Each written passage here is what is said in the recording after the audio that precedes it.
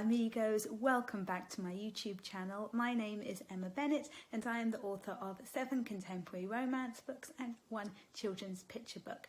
Today I thought I'd do a little bit of a catch up, see how everybody is doing with Preptober, and let you know 5 creative writing books that I am going to be rereading this month. So first of all, how is everybody doing?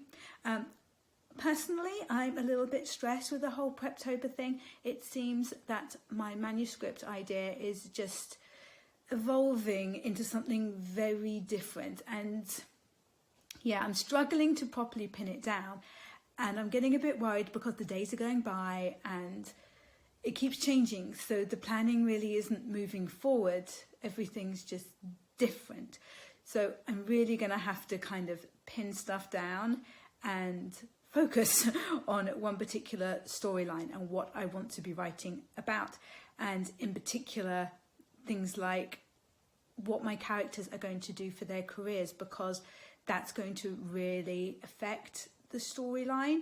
At the moment, I really want to have a ballet dancer as my heroine. I think it's just such an incredible industry to be in. They are such athletes and they work so hard, and it really is to the detriment of a lot of other things in their lives. So I think that could be something that would be really, really interesting to pursue in a book. I am feeling absolutely poo today. My boys have given me their cold, but I had to get the camera out and the lights and things because I needed to film a little video. The video wasn't actually for YouTube. My new publishers, Joffy Books, got in touch with me yesterday and asked if I would film just a little 2-minute video. They are going to the Frankfurt Book Fair and they were wanting to show the video to people there, which is so exciting. I think they're going to be talking about foreign rights and things, which is amazing. But I really did not feel like filming. But then I filmed that and it went okay eventually.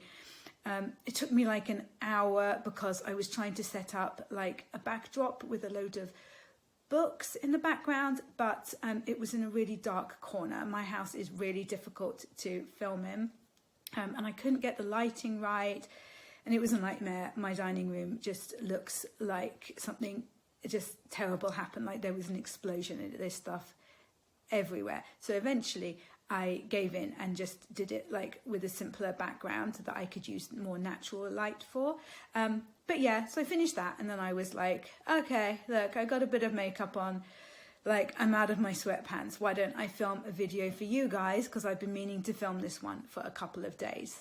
So the 5 creative books that I am wanting to read for Preptober, obviously, as well as thinking about, you know, what actual story you want to write for NaNoWriMo. It's really important to think about exactly how you're going to do it in terms of the technicalities of you know, how exactly your genre works, the different story beats that you will use, you know, the different highs and lows in your plot and how you're going to do that. So I thought that rereading some of the best writing craft books that I have would be really helpful at this time. So some of these books are useful for any authors, but a couple of them are especially for romance authors. But of course, if you have like a romantic plot in your book, they would be really helpful for that as well. The first one is Writing Romantic Fiction. This is by Barbara Samuel. I know her as Barbara O'Neill, which is one of her pen names, and I've read a couple of her romance books under that pen name.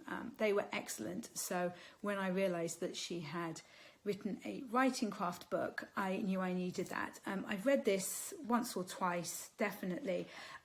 It's really very good. She talks a lot about kind of how to write conflicts and little things that are especially relevant to writing romance, like how to convey touch really well, you know, how to show a dynamic between 2 people, how to describe, you know, a kiss and 2 people becoming closer. So yeah, this is really useful for romance.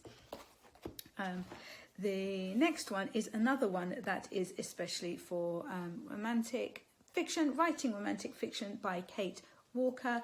Kate has had like billions of books out, and yeah, this is really good. I especially like what she has to say about creating heroines that your readers will really, really like and will root for. So definitely reading that one again. Then it's Understanding, Show, Don't Tell, and this is by Janice Hardy. This is an incredibly helpful book. It's not all that long, but it really explains very well the difference between showing and telling, and in particular words that you can look out for, which is where you are telling instead of showing, and easy ways of how to change what you've written so that it reads much better. So that's very helpful. Then, and I think we all knew that this was going to come up, didn't we? I mean, frankly, what list of writing craft books would be complete without Save the Cat Writes a Novel? This is brilliant. I actually started rereading this again this morning. That's why it's got my very professional looking post-it note in it. Yeah, absolutely brilliant. Cannot recommend this enough.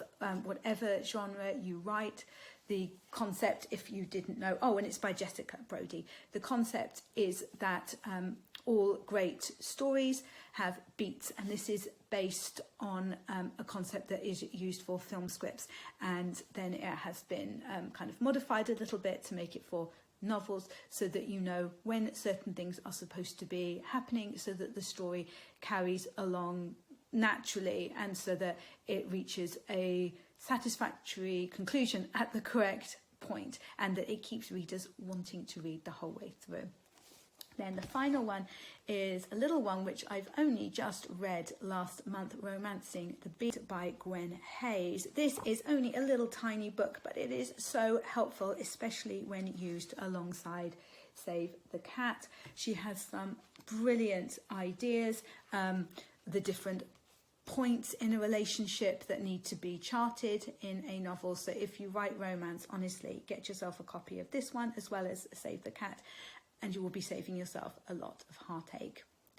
Okay, so that is everything from me today. I am going to get back into my sweatpants and I'm going to make myself a nice cup of tea and just crash for the rest of the evening, and hopefully I will feel better tomorrow.